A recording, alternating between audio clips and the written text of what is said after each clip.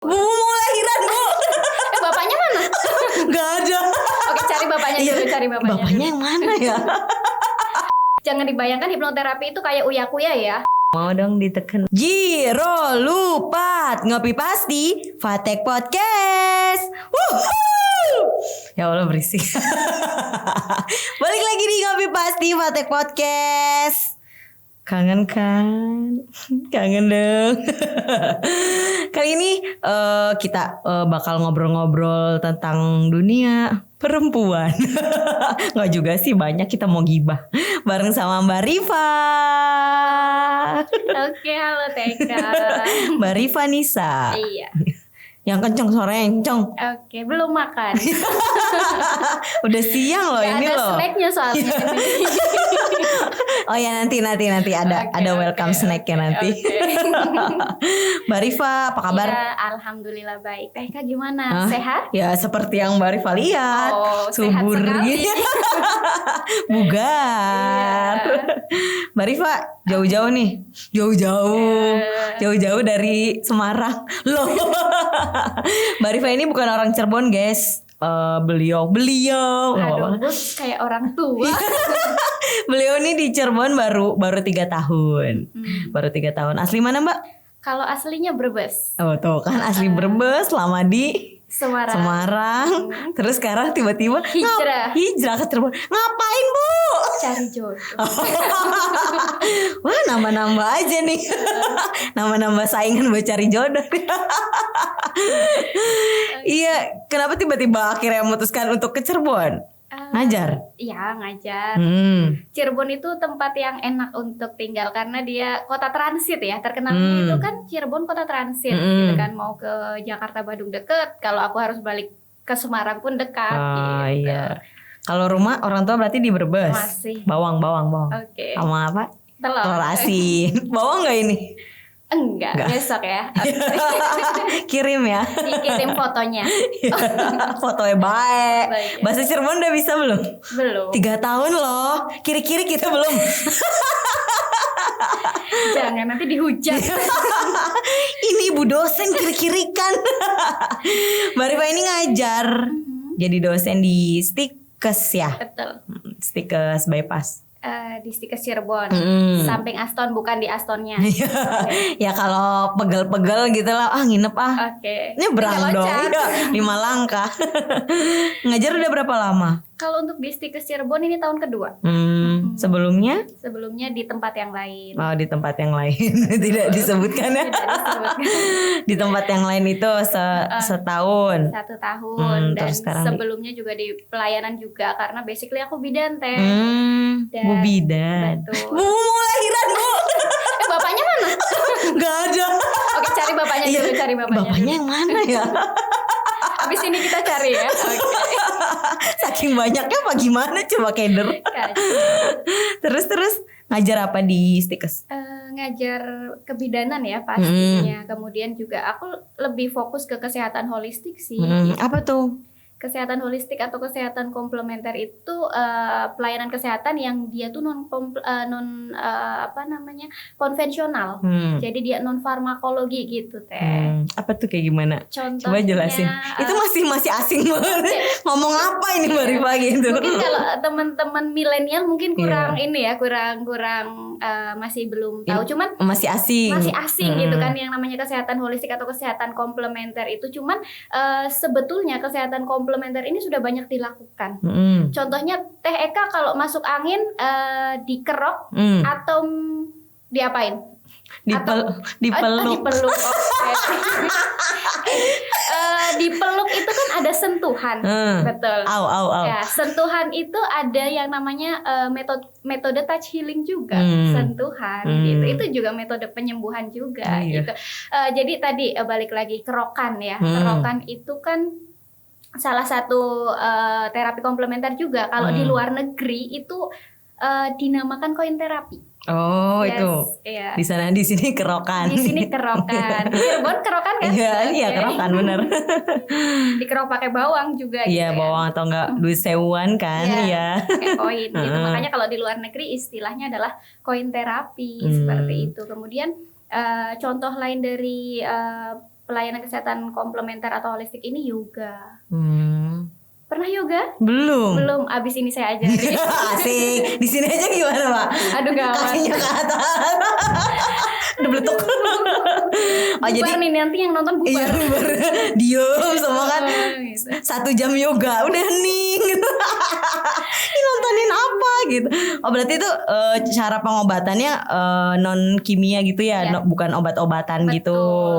Terus apa? Kayak akupuntur gitu-gitu nggak sih, Mbak? Akupuntur ya betul juga. Tapi kalau sekarang dengan peraturan yang baru, akupuntur itu masuk ke tindakan medis. Dia tindakan invasif karena dia menusukkan jarum. Jarum itu kan alat, ketika dimasukkan ke dalam tubuh maka itu menjadi sebuah tindakan yang invasif gitu ya. Jadi lebih ke kalau misalnya kalau aku bidan, aku bisa melakukannya adalah acupressure. Titiknya sama dengan akupuntur. Misalnya TEK pernah mengalami dysmenor. Ya, titiknya kalau misalnya aku yang melakukan, aku hanya melakukan penekanan. Jadi acupressure gitu. Kalau ditekan ada titik-titik tertentu. Betul, ada titik-titik tertentu yang dilakukan penekanan seperti itu. Itu namanya acupressure. Oh gitu, mau dong ditekan dong. Boleh. Gak mau sama Mbak Rifa tahu ya. Oh gitu, jadi Eka kalau misalnya dysmenor bisa nanti aku ajarin deh untuk teknik-tekniknya. Biar bisa dilakuin sendiri gitu ya di rumah ya. Itu butuh bantuan orang lain apa bisa sendiri? Kita bisa melakukan sendiri. Makanya aku banyak ngisi untuk seminar dan pelatihan terkait dengan acupressure juga gitu. Oh ngisi-ngisi di Cirebon?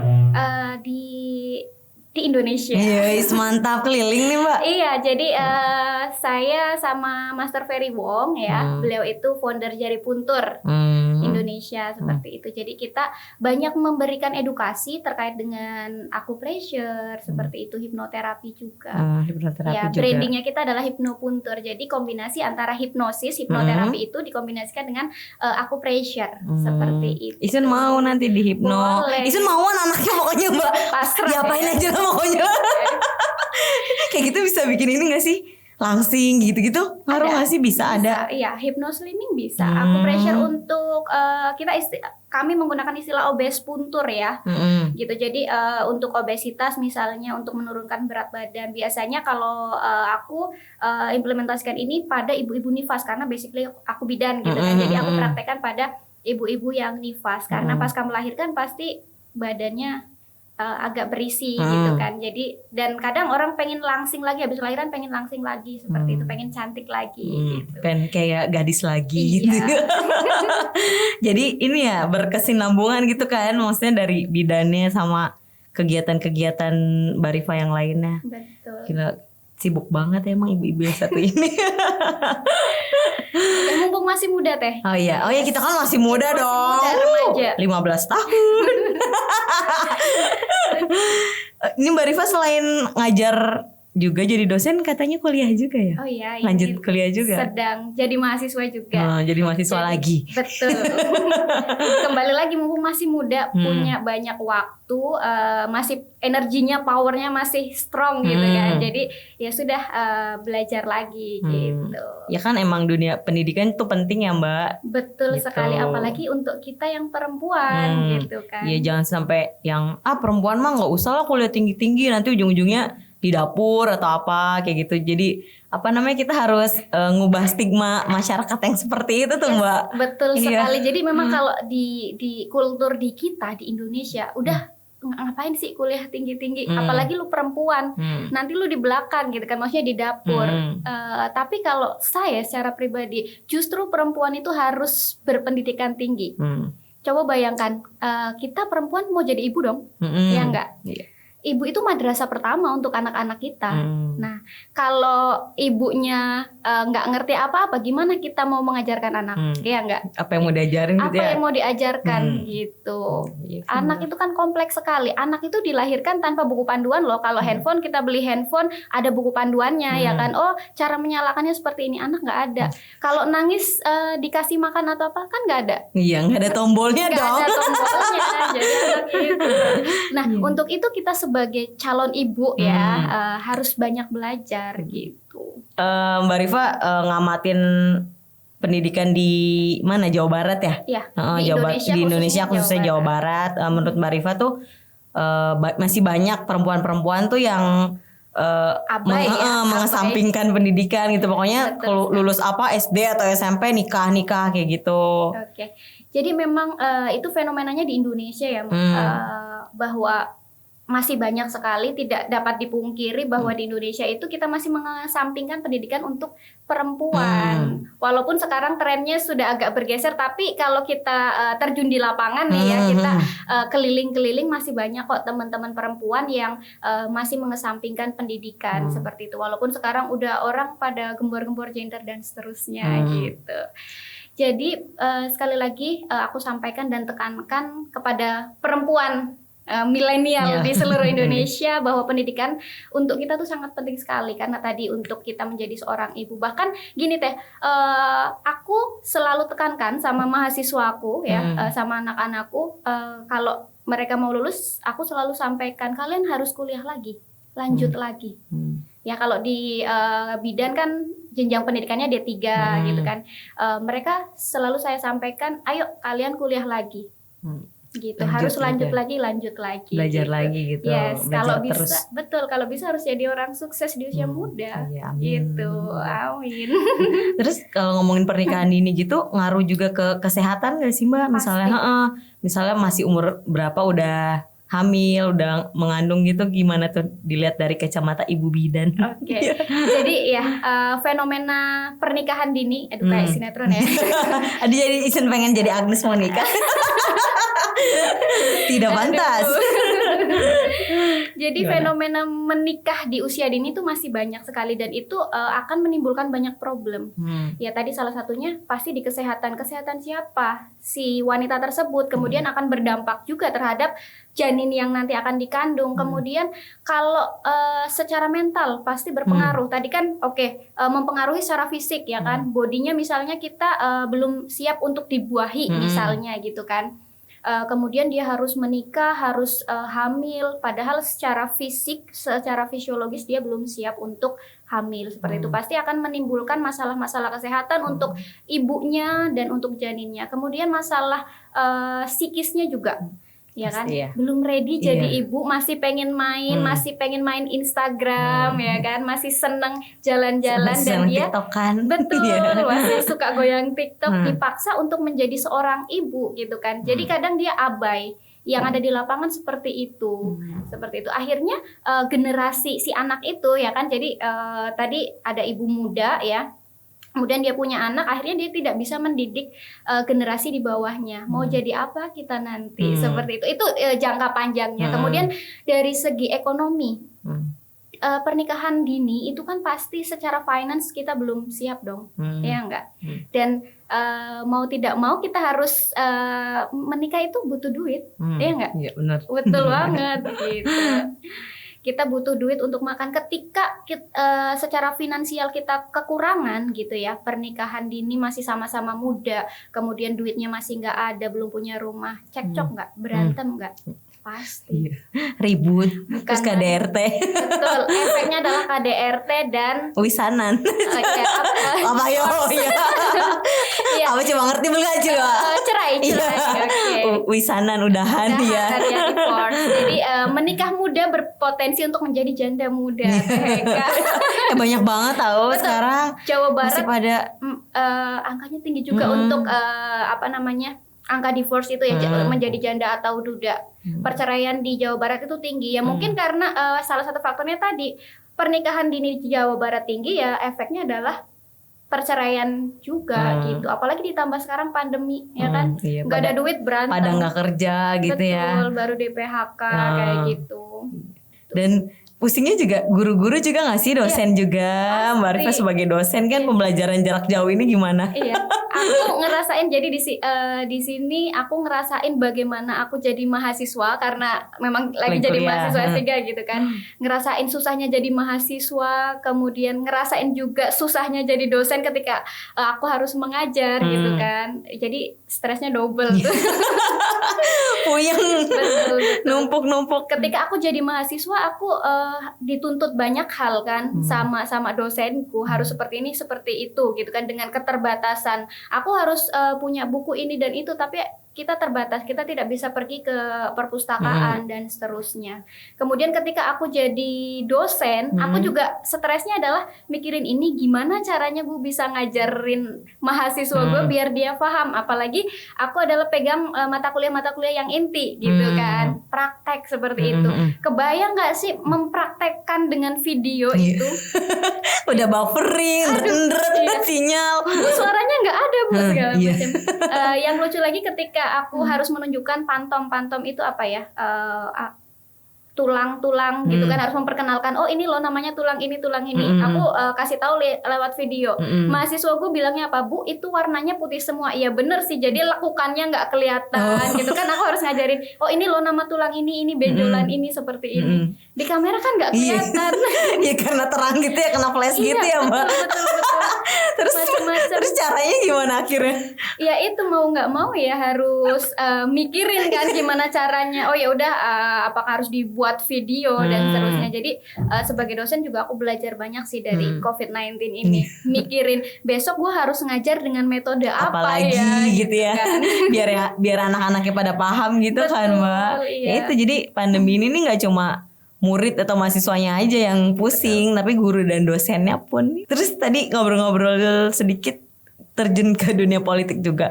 Masih belajar sih. Masih belajar. Mumpung masih muda. Sekali lagi aku waktu itu kan sebenarnya aset, ya nggak sih?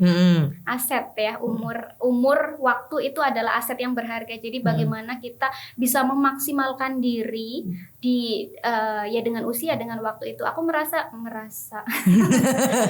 masih muda. Iya, nggak apa-apa lah. Emang kita masih muda. Oke, saya masih muda. Nggak usah ada merasa. Oke.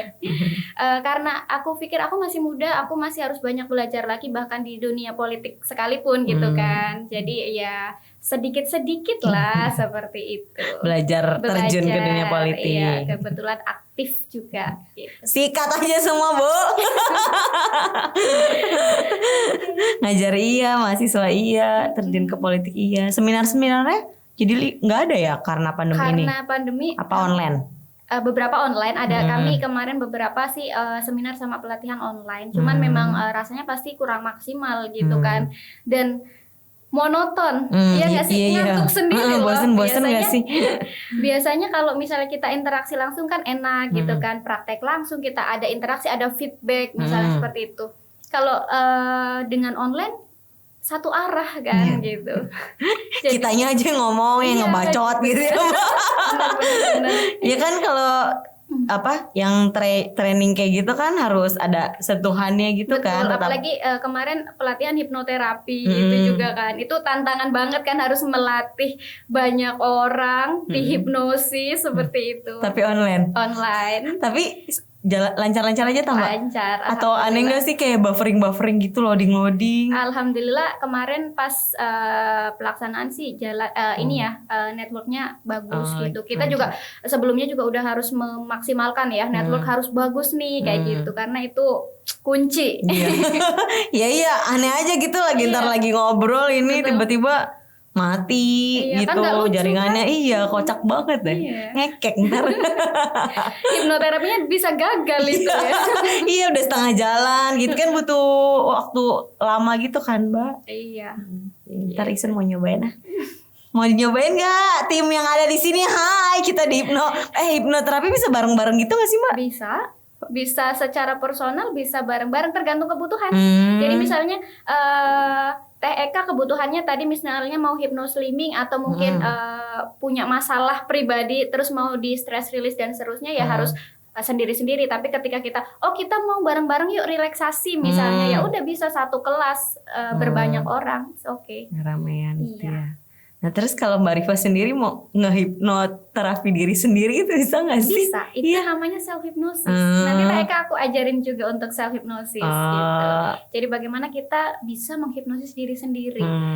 Sebetulnya itu lebih enak karena kita tahu ya kebutuhan kita apa. Misalnya sekarang kita punya banyak masalah, salah satunya stres ya. Misalnya kita punya masalah stresnya itu kan faktor pemicunya macam-macam. Yang tahu siapa diri kita sendiri dong. Ya udah kita lakukan self hipnosis. Caranya bagaimana? Boleh matanya melek, boleh matanya tertutup, bebas. Jadi jangan dibayangkan hipnoterapi itu kayak uya-kuya ya. Harus matanya ditutup gitu. Nanti kita gini. Gak seperti itu. Bahkan sedang ngobrol seperti ini pun saya bisa melakukan gitu. Oh, diselip-selipin gitu ya. Gitu. Secara tidak sadar itu lagi di hipnotis sama Mbak Rifa. Betul. Jadi kalau misalnya balik lagi kita mau melakukan self hypnosis, mungkin nanti Teh Eka dan teman-teman yang nonton bisa cobain juga. Jadi silakan kalian ambil waktu ya. Waktunya kapan? Oh, saya lebih enak dan merasa tenang ketika malam mau tidur misalnya. Ya udah, posisinya bagaimana? Boleh sambil duduk, boleh sambil terlentang ya. Rebahan, kaum rebahan gitu kaum kan. rebahan. Itu mah kegiatan sehari-hari. Profesi jadi passion. boleh sambil tiduran deh, misalnya mau tidur, boleh matanya sambil ditutup, tarik nafas dari hidung, take a deep breath ya. Tarik nafas dalam, boleh keluarkannya lewat mulut atau lewat hidung ya. Diulang-ulang, kemudian berikan afirmasi positif ke diri kita. Kita butuhnya apa? Misalnya mahasiswa nggak konsen misalnya gara-gara belajar online ya, mulai saat ini saya bisa berkonsentrasi, mulai sekarang ngomong sama diri sendiri, mulai saat ini saya adalah pribadi yang sangat fokus misalnya, karena kebutuhannya mau belajarnya fokus misalnya seperti itu. Atau mungkin orangnya kurang percaya diri misalnya, lakukan tadi, tarik nafas panjang, keluarkan lewat mulut, diulang sampai kita merasakan nyaman gitu kan. Terus kita maunya apa? Mulai sekarang, mulai saat ini, atau mulai besok pagi saya adalah orang yang percaya diri. Misalnya seperti itu. Gitu. Lakukan itu setiap malam. Oh, setiap malam berarti ya, setiap sebelum tidur misalnya. Sebetulnya bisa dilakukan kapan saja, cuman saya lebih menyarankan untuk teman-teman ketika mau melakukan self hypnosis adalah malam hari. Ya kan? Kalau malam hari kita mau tidur, kita mau memasuki gerbang bawah sadar, ya enggak? Ya, setiap malam tuh kita mau memasuki gerbang bawah sadar loh, gitu kan. Nah, itu setiap mau tidur adalah waktu yang paling bagus untuk kita memberikan afirmasi positif ke diri kita. Gitu. Oke, nanti dicoba. Nanti ajarin ya. Oke, siap. Ini kenapa mendadak hening ya? Langsung diam gitu. Nggak ada angin gitu. Ya ampun, seru. Ada yang mau diceritain lagi sih, Bu? Oke, intinya begini. Saya dan Teh Eka dan teman-teman semua kan masih kaum milenial ya, masih kan? Masih dong. Okay. Saya selalu tekankan sama teman-teman milenial, khususnya yang perempuan, ya. Bukan saya diskriminasi ya, maksudnya karena saya perempuan gitu kan. Saya lebih mengerti diri sendiri dan lebih mengerti terkait dengan perempuan. Saya selalu berpesan sama teman-teman milenial, terutama yang perempuan, kalian harus sekolah yang tinggi. Dampaknya tuh banyak sekali untuk diri kalian, untuk keluarga, bahkan untuk bangsa dan negara. Ya seriously seperti itu, karena bangsa juga butuh orang-orang yang memiliki pendidikan gitu kan. Kemudian sukses itu milik semua orang. Sukses itu bukan hanya milik mereka yang kumlot. Ya enggak? Bener. Oke. Aku sekarang jadi dosen, tapi aku dulu kuliah nggak pernah kumlot. Gitu. Tapi artinya begini, yang kumlot aja belum tentu sukses, apalagi kalian yang males-malesan, yang rebahan. Iya enggak, Teh? Bener. Seperti itu. Apalagi sekarang kita sebetulnya banyak sekali memiliki waktu luang di rumah, ya enggak? Karena kita belajarnya online, waktunya pasti lebih singkat kan. Kemudian kita nggak kemana-kemana, kita sebenarnya punya banyak sekali waktu. Manfaatin gitu ya, Mbak. Dimanfaatkan dengan cara apa? Coba tanya ke diri sendiri, saya senangnya apa sih? Saya senangnya nyanyi misalnya. Ya sudah, latihan vokal misalnya. Kan bisa kan sekarang dari rumah gitu kan. Banyak aplikasi-aplikasi gitu, Mbak. Ya, dikembangkan bakatnya apa dan seterusnya. Oh, suka nulis, silahkan waktunya untuk menulis misalnya seperti itu. Kemudian kita punya handphone ya kan. Handphone itu silahkan digunakan namanya aja smartphone ya, smartphone gitu kan. Ya harus digunakan dengan smart. Jadi jangan handphonenya yang smart, kitanya yang on gitu kan. Kitanya pao. Kalau di Turban pao, Mbak. Bisa kita jualan misalnya, oh saya senang jualan gitu kan. Jual apapun misalnya, asal jangan diri kan maksud Anda. Kan kita nggak perlu harus sekarang kan kita nggak perlu harus bikin produk ya. Kita bisa kok jadi reseller misalnya. Orang lain ya. Betul, jiwa dagangnya silahkan digali, diasah gitu kan, karena Indonesia saat ini sedang ini ya menekankan untuk usaha UMKM seperti itu, sangat disupport seperti itu. Digunakan manfaat itu, dimanfaatkan waktu. Yes. Jangan rebahan mulu, scroll timeline. Betul. Punya ya tadi misalnya punya Instagram, punya YouTube. Sekarang kan semua orang aku rasa punya YouTube ya. Bikinlah konten-konten kayak Teh Eka ini ya kan. Podcast DWK di rumah gitu. Oke. Kalau misalnya itu edukatif, itu kan bagus gitu. Makasih Mbak Rifa, sukses ke depannya. Amin. Sukses ngajarnya. Amin. Cepet kelar kuliahnya. Amin. Cepet dapet jodoh. Amin. Ini aminnya lebih itu yang paling kenceng kan. Barangkali jodohnya orang Cirebon kan. Oke. Banyak akan saja. Iya, banyak loh orang sini juga. Baik yang jomblo. Oke. Sekian Ngopi Pasti Fateh Podcast kali ini. Sampai ketemu di episode selanjutnya. Dadah. Giro Lupat Ngopi Pasti Fateh Podcast. Wuhu.